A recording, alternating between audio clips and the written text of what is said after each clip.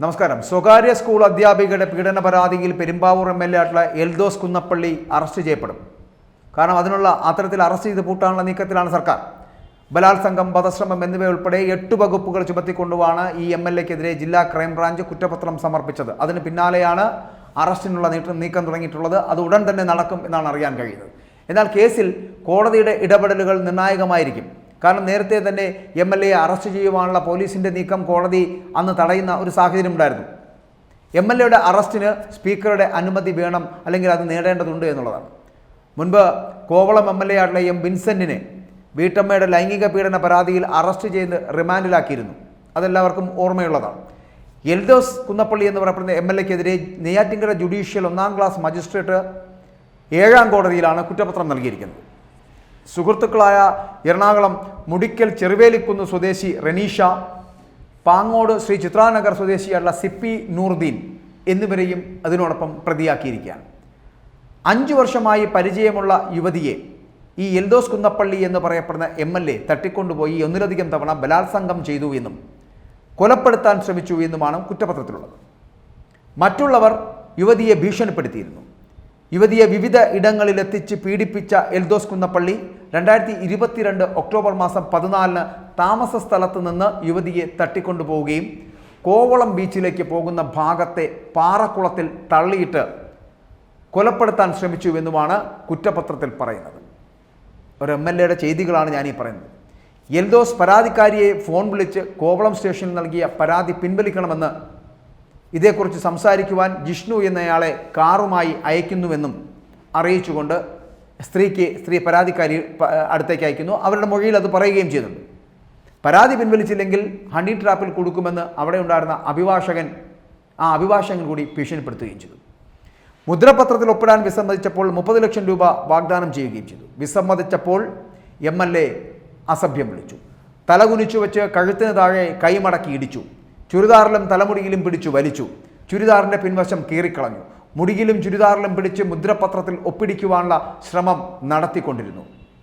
M L എയുടെ PR ജോലി ചെയ്തതിൻ്റെ ശമ്പളം കിട്ടാത്തതിനാലാണ് കള്ളക്കേസ് കൊടുത്തത് എന്നാണ് മുദ്രപത്രത്തിൽ എഴുതി വച്ചിരുന്നത്.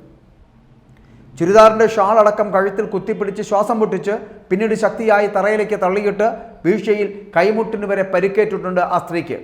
ലോർഡ്സ് ആശുപത്രിക്ക് സമീപത്ത് അന്ന് തന്നെ റോഡിൽ തള്ളിയിട്ട ശേഷം അവർ കാറ് ഓടിച്ചു പോവുകയുണ്ടായി എന്നും പറയുന്നുണ്ട്. എം എൽ എയെ പേടിച്ചാണ് വിവരം സ്റ്റേഷനിൽ പറയാതിരുന്നത് എന്നുകൂടി ആ യുവതിയുടെ മൊഴിയിലുണ്ടായിരുന്നു. അതേസമയം ഈ കേസിൽ ഇതുവരെയുള്ള കോടതി നടപടികളും നിരീക്ഷണങ്ങളും എൽദോസിന് പ്രതീക്ഷ നൽകുന്നതാണ് എന്നാണ് പറയുന്നത്.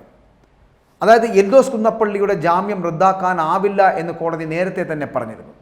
വ്യക്തമായ കാരണമില്ലാത്ത ഒരാളുടെ ജാമ്യം റദ്ദാക്കുന്നത് അയാളുടെ സ്വാതന്ത്ര്യം ഹനിക്കുന്നതിന് തുല്യമാണ് എന്നാണ് കോടതിയുടെ നിരീക്ഷണം എന്ന് പറയപ്പെടുന്നത്.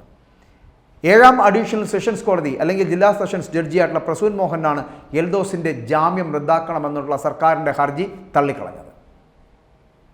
ആലുവ സ്വദേശിനിയായിട്ടുള്ള സ്വകാര്യ സ്കൂൾ അധ്യാപികയെ പീഡിപ്പിച്ചെന്ന കേസിലാണ് കോടതി എൽദോസിന് മുൻകൂർ ജാമ്യം അനുവദിച്ചിരുന്നത്. ഇതിനെതിരെ സർക്കാർ ഹൈക്കോടതിയെ സമീപിച്ചിരുന്നുവെങ്കിലും ഹൈക്കോടതി ജില്ലാ കോടതി ഉത്തരവ് ശരിവയ്ക്കുകയായിരുന്നു എന്നുള്ളതാണ്. സംസ്ഥാനം വിട്ടു പോകരുത് എന്ന ജില്ലാ കോടതി ഉത്തരവ് ലംഘിച്ച് എൽദോസ് ഛത്തീസ്ഗഡിലെ റായ്പൂരിൽ നടന്ന AICC പ്ലീനറി സമ്മേളനത്തിൽ പങ്കെടുത്തിരുന്നു. ഇത് ജാമ്യ വ്യവസ്ഥകളുടെ ലംഘനമാണ് എന്ന് ചൂണ്ടിക്കാട്ടിക്കൊണ്ടാണ് ക്രൈംബ്രാഞ്ച് കോടതിയെ സമീപിച്ചത് എന്നുള്ളതാണ്. ഹർജി തള്ളിയ കോടതി എൽദോസിൻ്റെ ജാമ്യാവസ്ഥയിൽ നിന്ന് സംസ്ഥാനം വിട്ടുപോകരുത് എന്നുള്ള നിബന്ധന ഒഴിവാക്കുകയും ചെയ്തു. അപ്പോൾ ഇതൊക്കെ സാധ്യതകളാവുകയാണ് ഈ കുന്നപ്പള്ളിക്ക്. പോലീസിനെ അതിരൂക്ഷമായി വിമർശിച്ചാണ് തിരുവനന്തപുരം 7ാം അഡീഷണൽ സെഷൻസ് കോടതി പെരുമ്പാവൂർ MLA ആയിട്ടുള്ള എൽദോസ് കുന്നപ്പള്ളിക്ക് വീണ്ടും ഈ മുൻകൂർ ജാമ്യം നൽകിയിരിക്കുന്നത് എന്നുള്ളതാണ്. പരാതിക്കാരിയെ മർദ്ദിച്ചെന്നും വസ്ത്രം വലിച്ചു കീറിയെന്നുമുള്ള കേസിൽ MLAക്ക് മുൻകൂർ ജാമ്യം കിട്ടിയത് സർക്കാരിന് തിരിച്ചടിയായി മാറുന്നുണ്ട് എന്ന് പറയാതിരിക്കാൻ കഴിയില്ല. ജാമ്യ ഉത്തരവിൽ പോലീസിൻ്റെ വീഴ്ചകളും ഒളിച്ചുകളികളും തുറന്നു കാട്ടിക്കൊണ്ട് തന്നെയാണ് ജഡ്ജിയായിട്ടുള്ള പ്രസൂൻ മോഹനൻ രൂക്ഷമായിട്ടുള്ള വിമർശനം അതിലുന്നയിച്ചിരിക്കുന്നത്. പരാതിക്കാരിയെ കാണാനില്ലെന്ന പുരുഷ സുഹൃത്തിൻ്റെ പരാതിയിലാണ് ആദ്യം വഞ്ചിയൂർ പോലീസ് കേസെടുത്തിരുന്നത്. ഈ കേസിൽ പരാതിക്കാരി പോലീസിന് മൊഴി നൽകിയിരുന്നു. പരാതിക്കാരി നേരിട്ട് കോവളം പോലീസിന് മൊഴി നൽകി. ഇങ്ങനെ ഈ രണ്ട് മൊഴികളിലും പറയാത്ത കാര്യങ്ങൾ കൂടി ഉൾപ്പെടുത്തി പരാതിക്കാരിയുടെ മൊഴി പിന്നീട് പുതുതായിട്ട് രേഖപ്പെടുത്തുകയുണ്ടായി. ഇതിൻ്റെ അടിസ്ഥാനത്തിൽ ജാമ്യമില്ലാ കുറ്റം ചുമത്തി അഭിഭാഷകരെ അടക്കം പ്രതിയാക്കുകയാണ് പോലീസ് ചെയ്തത് എന്ന് തന്നെയാണ് കോടതി ഇപ്പോൾ പറയുന്നത്. പോലീസിൻ്റെ നടപടി സംശയമുണ്ടാക്കുന്നതാണ് എന്ന് തന്നെ കോടതി ഉത്തരവിൽ പറയുന്നുമുണ്ട്, സൂചിപ്പിക്കുന്നുമുണ്ട്. അവസാനം പരാതിക്കാരി നൽകിയ മൊഴിയിൽ പറയുന്ന കാര്യങ്ങളുടെ യഥാർത്ഥ വസ്തുത എന്ന് പറയപ്പെടുന്നത് പോലീസ് കണ്ടെത്തിയില്ല എന്നുള്ളൊരു കുറ്റപ്പെടുത്തലും ഉത്തരവിലുണ്ട് എന്നുള്ളതാണ്. അഭിഭാഷകർക്കെതിരെ ആവശ്യമെങ്കിൽ ജാമ്യം ലഭിക്കാവുന്ന വകുപ്പുകൾ ചുമത്തി കേസെടുക്കാമെന്ന ജില്ലാ ഗവൺമെൻറ് പ്ലീഡർ വെമ്പായം ഹക്കീമിൻ്റെ നിയമനിർദ്ദേശം മറികടന്നുകൊണ്ട് തന്നെയാണ് പോലീസ് ജാമ്യമില്ലാ കുറ്റം ചുമത്തിയതെന്ന് കോടതി നിരീക്ഷിക്കുകയും ചെയ്തു. പോലീസിൻ്റെ തിടുക്കത്തിലുള്ള ആ പ്രവൃത്തികൾ ആണെന്നാണ് കോടതി വിലയിരുത്തുന്നത്. ഇതേ കോടതി MLAക്ക് നേരത്തെ നൽകിയിരുന്ന മുൻകൂർ ജാമ്യം എന്ന് പറയപ്പെടുന്നത് മറികടക്കാനാണ് വഞ്ചിയൂർ പോലീസ് പരാതിക്കാരിയുടെ പുതിയ മൊഴി അതെടുത്തുകൊണ്ട് ജാമ്യമില്ലാ കുറ്റം ചുമത്തി കേസെടുക്കാൻ തീരുമാനിച്ചതെന്നാണ്. കോവളം പോലീസിന് നൽകിയ പരാതി പിൻവലിക്കുവാൻ വേണ്ടി അഭിഭാഷകനായിട്ടുള്ള കുറ്റ്യാനി സുധീറിൻ്റെ ഓഫീസിൽ വെച്ച് മർദ്ദിച്ചെന്നും കൊലപ്പെടുത്തുവാൻ ശ്രമിച്ചു എന്നുമായിരുന്നു പുതിയ മൊഴി എന്ന് പറയപ്പെടുന്നത്. ആ പുതിയ മൊഴിയുടെ അടിസ്ഥാനത്തിലാണ് ഇദ്ദേഹത്തിന് കേസെടുക്കാൻ ശ്രമിച്ചത്. പോലീസ് പ്രതിയാക്കിയിട്ടുള്ളവരുമായി പരാതിക്കാരി നടത്തിയ വാട്സപ്പ് സന്ദേശങ്ങളും ഫോൺ വിളിയുടെ ശബ്ദരേഖകളും പ്രതിഭാഗം കോടതിയിൽ ഹാജരാക്കുകയും ചെയ്തു. പക്ഷേ ഇവയെല്ലാം പരിശോധിച്ച കോടതി എന്ന് പറയപ്പെടുന്നത് പരാതിക്കാരി അടുത്ത കാലം വരെയും ഈ പ്രതികളുമായിട്ട് അടുത്ത ബന്ധവും സൗഹൃദത്തിലുമായിരുന്നു എന്നുള്ളതാണ് വിലയിരുത്തപ്പെട്ടത്. പരാതിക്കാരിയെ പീഡിപ്പിച്ചു, കൊലപ്പെടുത്താൻ ശ്രമിച്ചു തുടങ്ങിയ പോലീസിൻ്റെ വാദങ്ങളെന്ന് പറയപ്പെടുന്നത് നേരത്തെ തന്നെ കോടതി തള്ളിയിരുന്ന ഒരു സാഹചര്യമായിരുന്നു. പരാതി ഉന്നയിക്കുന്നതിന് തൊട്ടു മുൻപ് വരെ പരാതിക്കാരിയും പ്രതിയും തമ്മിൽ അടുത്ത സൗഹൃദം കാത്തുസൂക്ഷിക്കുകയായിരുന്നുവെന്നും കോടതി അതിലൂടെ നിരീക്ഷിച്ചിട്ടുണ്ട്. എൽദോസ് വിവാഹിതനാണ് എന്നും കുടുംബമുണ്ട് എന്നും പരാതിക്കാരിക്ക് അറിയാമായിരുന്നു. എൽദോസ് താലി ധരിപ്പിച്ചതുകൊണ്ട് ഒരു കുടുംബജീവിതം കിട്ടുമെന്ന പരാതിക്കാരിയുടെ പ്രതീക്ഷ അത് അനാവശ്യമായിരുന്നു എന്നും കോടതി ചൂണ്ടിക്കാട്ടുന്നുണ്ട്. ആദ്യത്തെ പരാതിയിലൊന്നും പീഡിപ്പിച്ചതായോ അല്ലെങ്കിൽ കൊലപ്പെടുത്താൻ ശ്രമിച്ചെന്നോ ഉണ്ടായിരുന്നില്ല എന്നുള്ളതാണ്. വിദ്യാസമ്പന്നയായ പരാതിക്കാരി നിരവധി സാഹചര്യം ഉണ്ടായിരുന്നിട്ടും പോലീസിനോട് ഇക്കാര്യങ്ങൾ പരാതിപ്പെട്ടില്ല എന്നുള്ളതാണ്. സെപ്റ്റംബർ 15 ആശുപത്രിയിൽ എത്തിയിട്ടും ഡോക്ടറോട് പീഡനം നടന്ന കാര്യം പറഞ്ഞിട്ടുമില്ല.